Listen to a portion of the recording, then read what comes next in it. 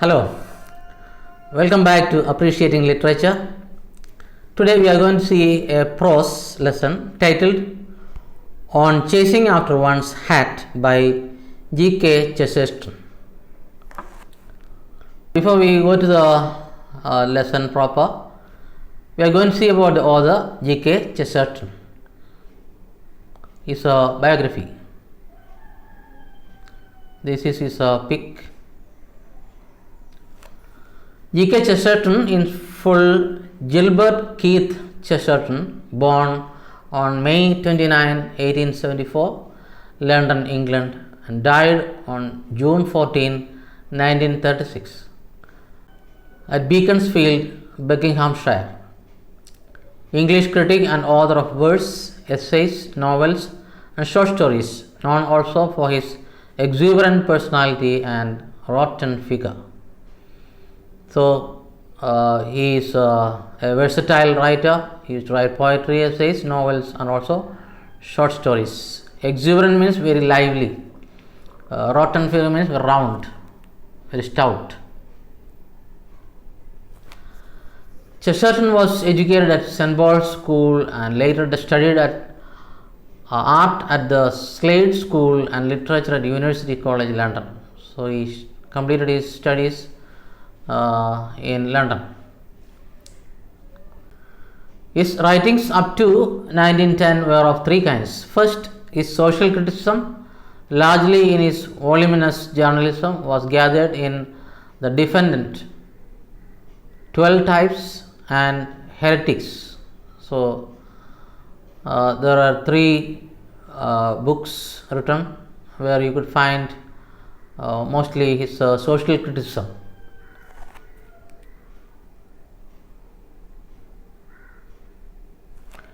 In it, he expressed strongly pro-Boer views in the South African War. Politically, he began as a liberal, but after a brief radical period became, with his Christian and medievalist friend Hilaire Belloc, a distributist favouring the distribution of land. This phase of his thinking is exemplified by What is Wrong with the World in 1910. So, he had some political affiliations, especially in South African War and all that, and later on he became a distributist, which means he was in favor of distributing the land among the people, because there are only landlords and there are also landless people. His second preoccupation was literary criticism. Robert Browning was followed by Charles Dickens, and appreciations and criticisms of the works of Charles Dickens in 1911. Prefaces to the individual novels, which are among his finest contributions to criticism. So, he has written literary criticism based on Robert Browning, Charles Dickens, and all that. Chesterton's third major concern was theology and religious argument. So, he was also interested in theology, that is the teachings of the church. He was converted from Anglicanism to Roman Catholicism in 1922. So, Anglicanism is actually found in England. It's actually the Church of England, Anglican Church. From there he was converted to Roman Catholicism. Although he had written on Christianity earlier, as in his book Orthodoxy, his conversion added edge to his controversial writing, notably The Catholic Church and Conversion, which was written in 1926. His writing in G.K.'s Weekly and Avowals and Denials. So, these are all related to theology. Other works arising from his conversion were St. Francis of Assisi, a saint, in 1923, the essay in Historical Theology, The Everlasting Man, The Thing, also published as The Thing, Why I Am a Catholic, and St. Thomas Aquinas. So, mostly about the church, saints, and all that.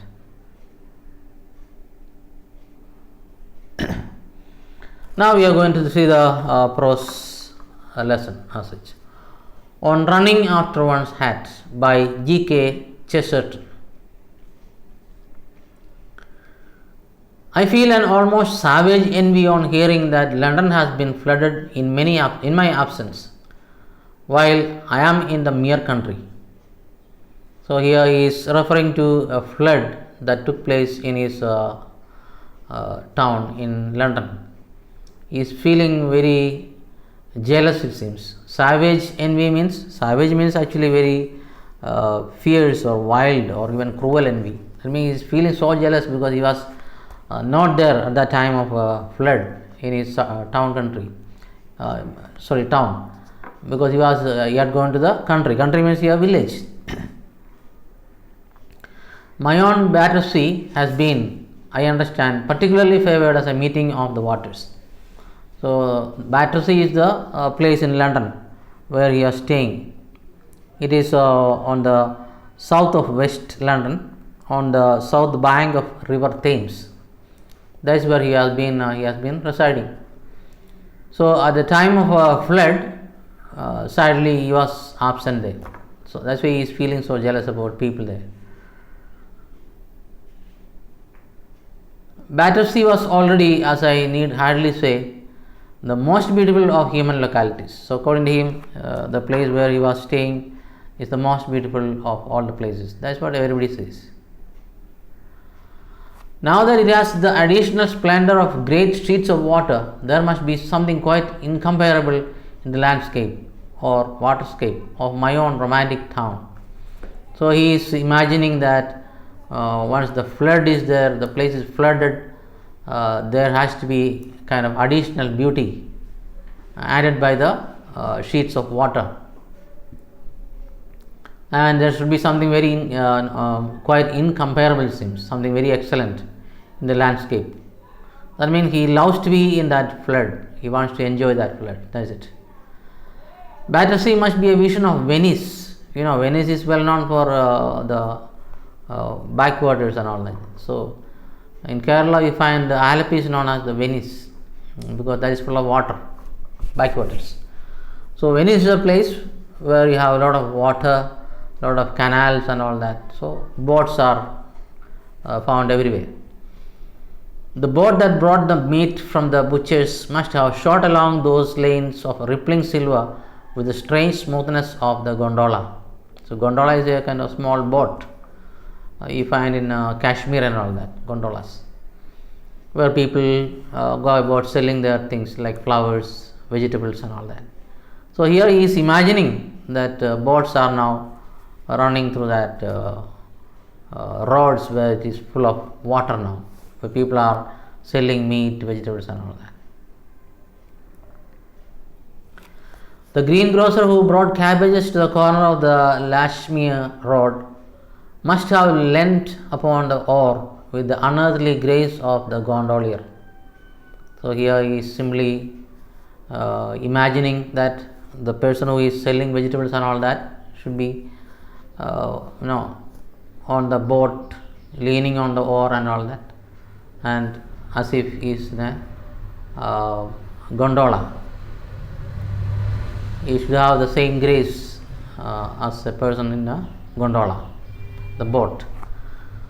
There is nothing so perfectly poetical as an island, and when a district is flooded, it becomes an archipelago.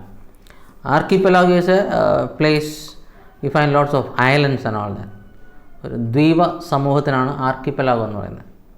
Now here he is telling that this town has become a kind of archipelago because it is full of water.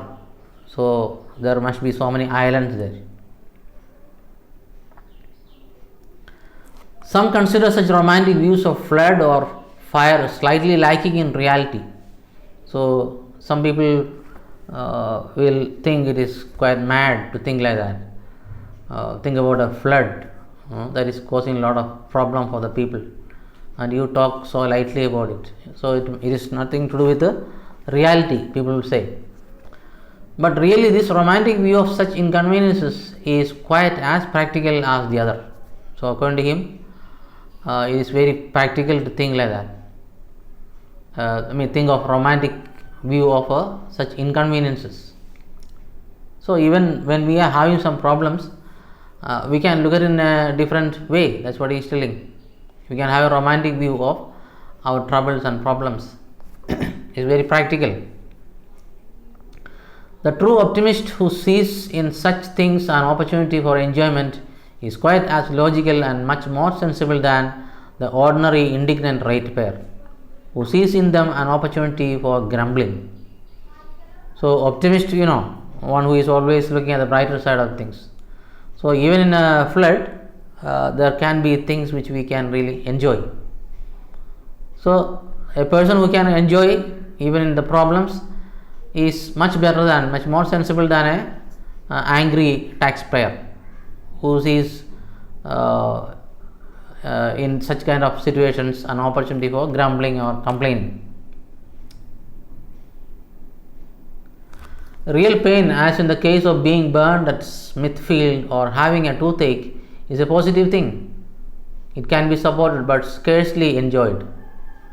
So now he is telling about real pain. He is giving some examples. One is being burned at Smithfield.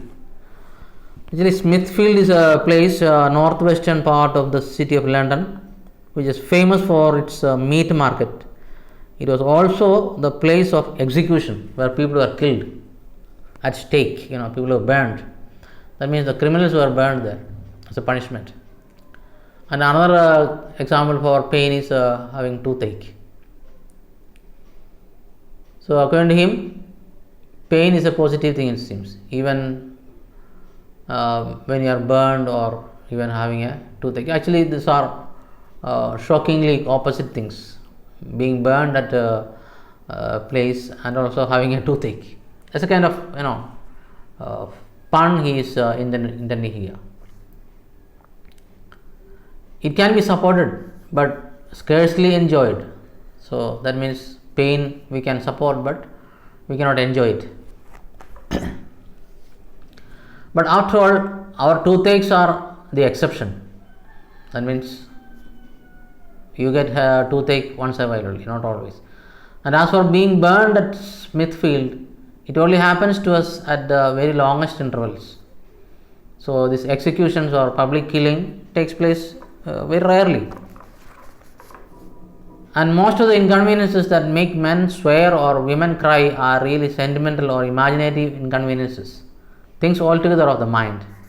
So according to him, inconveniences are not very serious thing. Sometimes men swear or use bad words, or women cry when some inconveniences are happening.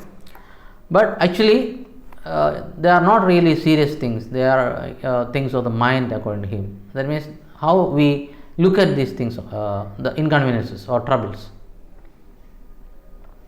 For instance, we often hear grown-up people complaining of having to hang about a railway station and wait for a train.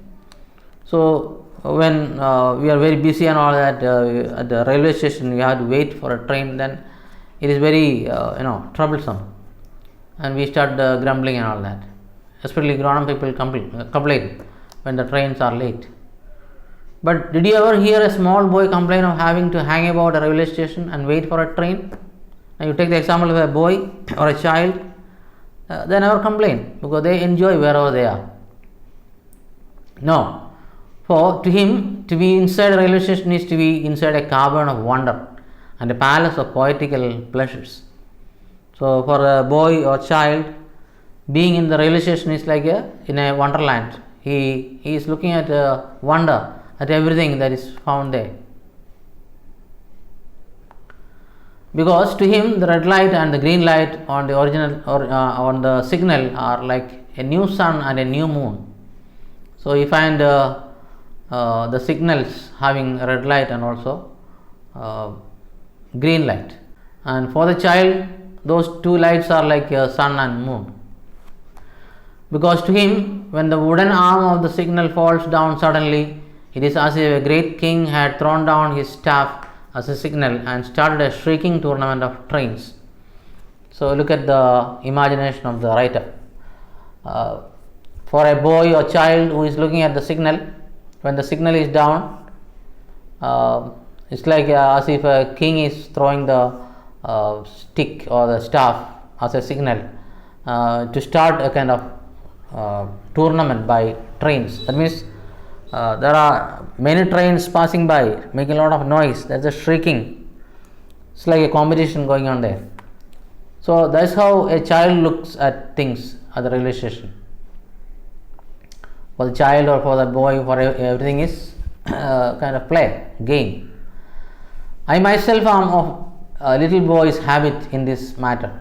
So Chesterton saying that he is almost like a child when it comes to having to wait for the train at the railway station. I mean, he doesn't complain. He is patiently, he can wait. They also serve who only stand and wait for the 2:15.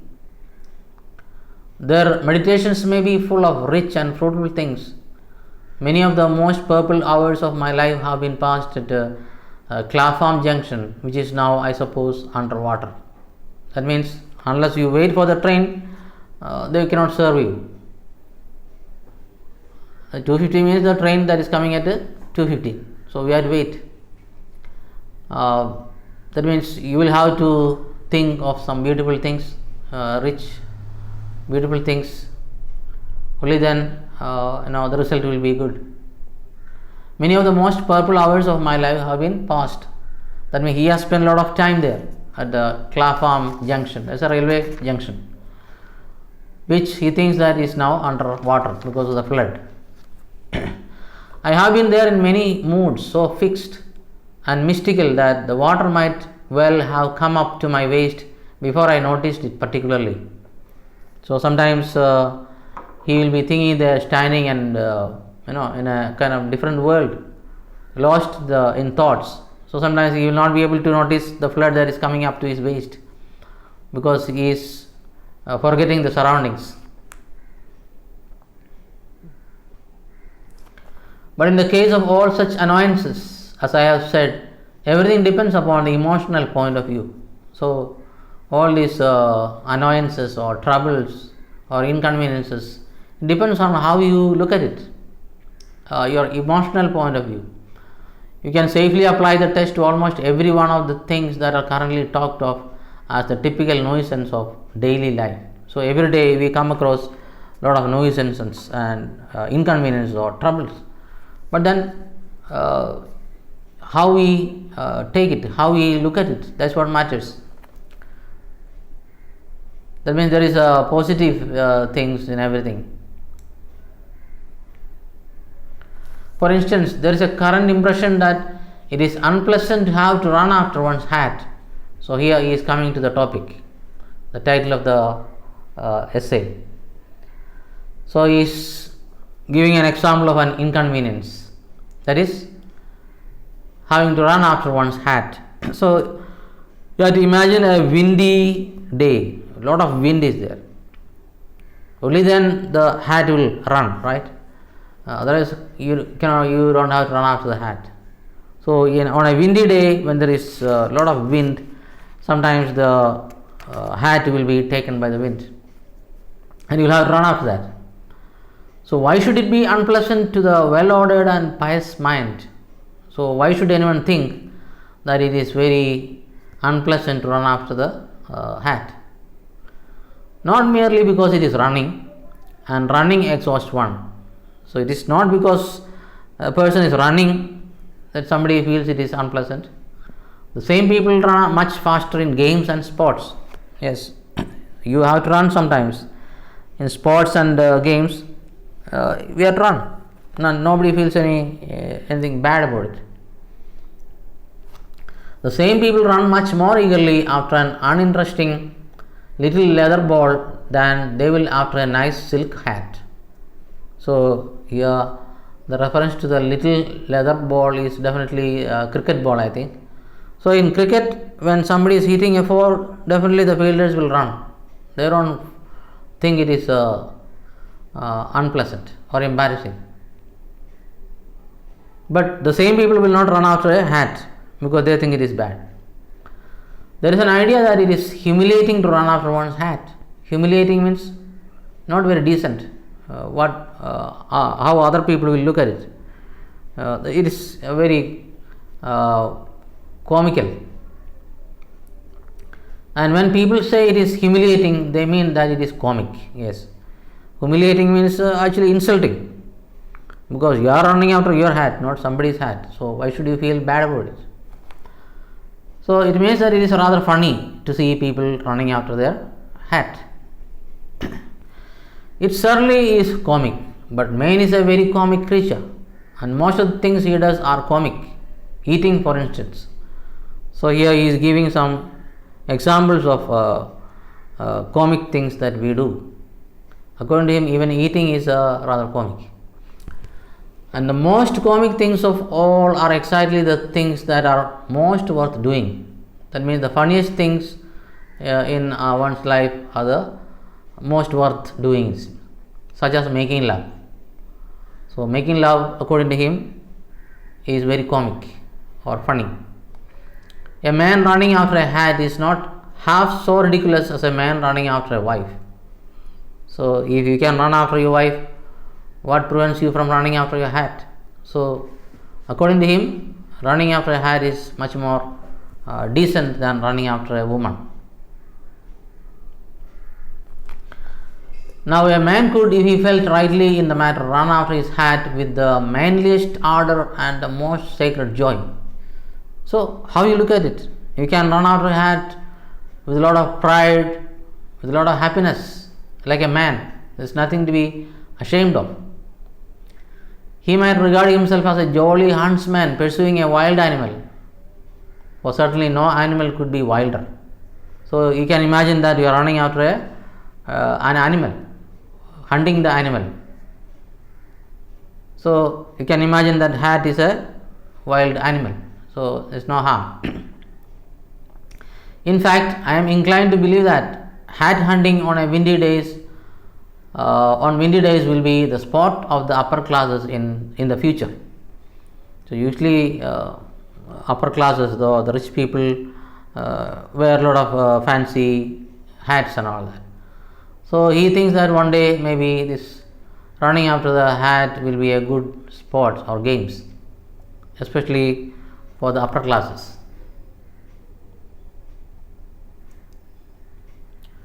There will be a meet of ladies and gentlemen on some high ground on a gusty morning. So here he is imagining a kind of game where all the ladies and gentlemen will meet for the sports on a gusty morning. Gusty means windy morning. So if you are run out of the hat, there should be wind. They will be told that the professional attendants have started a hat in such and such a thicket, or whatever be the technical term. So they will start the hat, that means the hat will start running, and the attendants will tell that yes, you are ready now, all can start running after the hat. Notice that this employment will in the fullest degree combine sport with humanitarianism. So according to him, this game is very humanitarian, because you are not harming anybody, you are not killing any animals here, though it is a kind of hunting. The hunters would feel that they were not inflicting pain. So since you are running after the hat and you can't kill the hat, so you are not inflicting any pain on your hat, just like in hunting. Hunting, of course, you have to kill the animal. Nay, they would feel that they were inflicting pleasure, rich, almost riotous pleasure, upon the people who were looking on. So instead of pain, you would be actually giving lot of pleasure to the onlookers, at least. Riotous pleasure means unlimited, wild pleasure. That means it will be very funny to see many people chasing after the hat. When last I saw an old gentleman running after his hat in Hyde Park, I told him that a heart so benevolent as his ought to be filled with peace and thanks at the thought of how much unaffected pleasure his very gesture and bodily attitude were at the moment giving to the crowd. So one day he saw a man running after his hat in Hyde Park, and he told him that you are such a great man, very benevolent. Benevolent means one who is very helpful. So how was he helping others? Because seeing him run after the hat, others were laughing, right? So he was actually making other people happy. He was giving them unaffected pleasure. Unaffected pleasure here means unchanged or pure pleasure, unadulterated pleasure. So by doing that, he was really entertaining the people by running after his hat, and that would definitely give him a lot of gratitude and peace to his mind. The same principle can be applied to every other typical domestic worry. So this same principle can be applied to every small problem that we face at home. A gentleman trying to get a fly out of the milk or a piece of cork out of his glass of wine often imagines himself to be irritated. So sometimes when you are having your tea, you may find a fly in the cup and you will have to take it out, and you will not be very happy about that, or a cork that fell in the glass of wine. So these are all minor irritants which will make you very angry. But let him think for a moment of the patience of anglers sitting by dark pools, and let his soul be immediately irradiated with gratification and repose. So when you are to face such kind of irritants in life, you should think of people patiently waiting near the pools and all that with the angles. You know what is angle? For fishing. So they sit there with a lot of patience for hours and hours on end. So when you think about such kind of patience, definitely you will lose all your anger and all that. Then you will be filled with a lot of thankfulness and relaxation. Here irradiated means full of, illuminated. Gratification, sense of gratitude. Repose means relaxation or peace of mind. Again, I have known some people of very modern views, driven by their distress to the use of theological terms to which they attach no doctrinal significance, merely because a drawer was jammed tight and they could not pull it out. So sometimes when you face some problems, you call God and all that, or you say, oh, it is the will of God, or it is a punishment and all that. Not because you really believe that, but you are used to the kind of blaming God for everything. So that's the meaning of using theological terms. Doctrine is actually kind of teaching of the church. Not because you are a great believer, but you are used to talking like that. Just because a drawer was jammed and you are not able to open the drawer of the table. A friend of mine was particularly afflicted in this way. So he knows a person who was troubled by the drawer and he could not open it freely. Every day his drawer was jammed, and every day in consequence it was something else that rhymes to it. So he was finding it difficult to open his drawer. Every day he was faced with the same problem. But I pointed out to him that this sense of wrong was really subjective and relative. So what is wrong and what is right is very subjective, it's not objective. It depends. It rested entirely upon the assumption that the drawer could, should and would come out easily. So the problem is that we think that drawer will open very easily. No. Why should we think like that? Sometimes you will have to use a lot of force. So if you look at it like that, then you will not feel really upset. But if I said, you picture to yourself that you are pulling against some powerful and oppressive enemy, the struggle will become merely exciting and not exasperating.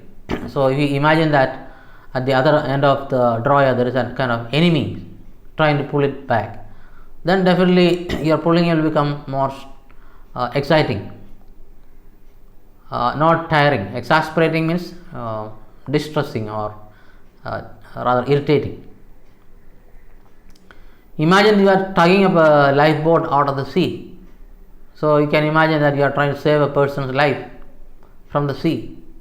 Imagine that you are roping up a fellow creature out of the alpine crevasse. Crevasse means a kind of crack. So you just imagine that you are pulling out a person from danger. Then definitely you will not really get upset. Imagine even that you are a boy again and engaged in a tug of war between French and English, or you can imagine that you are at the end of a rope in a tug of war, and imagine that it is between French and English. And why he used this term? Because these two countries are supposed to be bitterly opposed, at least in older days. The French were very angry at the English and vice versa. Shortly after saying this, I left him, but I have no doubt at all that my words bore the best possible fruit. So when he told him these kind of examples, then definitely he thinks that he was successful in opening that drawer without any problem. I have no doubt that every day of his life he hangs on to the handle of that drawer with a flushed face and eyes bright with battle, uttering encouraging shouts to himself and seeming to hear all round him the roar of an applauding ring. So after his advice, he is imagining that every day when he is pulling at the drawer, he is encouraging himself as if he is in a tug of war, and you can imagine him shouting and encouraging himself, and he is able to hear the encouraging applause of the people around him. So I do not think that it is altogether fanciful or incredible to suppose that even the floods in London may be accepted and enjoyed poetically. Now he is coming back to the floods in London. So it may be a flood, but at the same time you can look at it in a different way. You can accept it and enjoy it in a romantic way. That is the meaning of poetically. Nothing beyond inconveniences seemed really to have been caused by them. Definitely nothing beyond inconvenience. That means some inconveniences are caused, definitely, nothing more than that, you can imagine. And inconvenience, as I have said, is only one aspect, and that the most unimaginative and accidental aspect of a really romantic situation. So this inconvenience is not very serious, it is only one aspect of it. There are different aspects which we can really enjoy.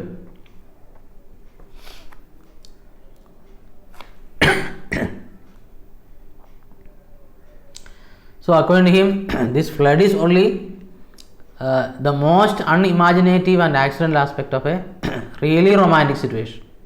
That means if you can really imagine positively, it can become really positive and you can enjoy the situation. That's what he's telling. Actually it is a romantic situation, but you only look at it in a very negative way. An adventure is only an inconvenience rightly considered. So he is telling that an adventure is an inconvenience. It is causing a lot of troubles to us, but we take it as a challenge because we look at it positively. An inconvenience is only an adventure wrongly considered. So it is only how you look at it. Actually, you can take an inconvenience as a kind of adventure, but inconvenience, if you look at it in that way, it is an adventure that is wrongly considered by you. If you have taken it in the right side, right sense, definitely it is not an inconvenience, but it is an adventure. The water that girdled the houses and shops of London must, if anything, have only increased their previous witchery and wonder. So according to him, the flood that surrounded the houses and shops of London that has increased their previous witchery. Witchery means magic and wonder. So here you have a chance to look at the flood and magical powers of the flood and look at it in wonder. So that is the imaginative power of this writer.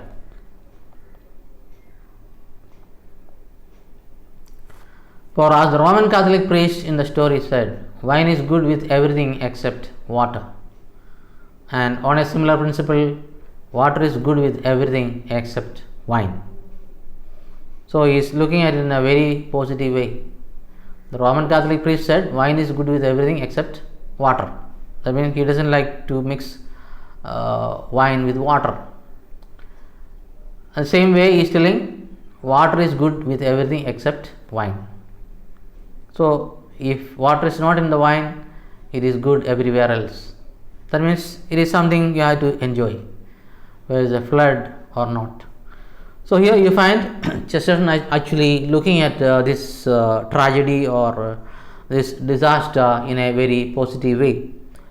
But I wonder how many people can look at it in that way, especially being a person from Kerala which has witnessed that terrific or the rather terrifying flood of 2018.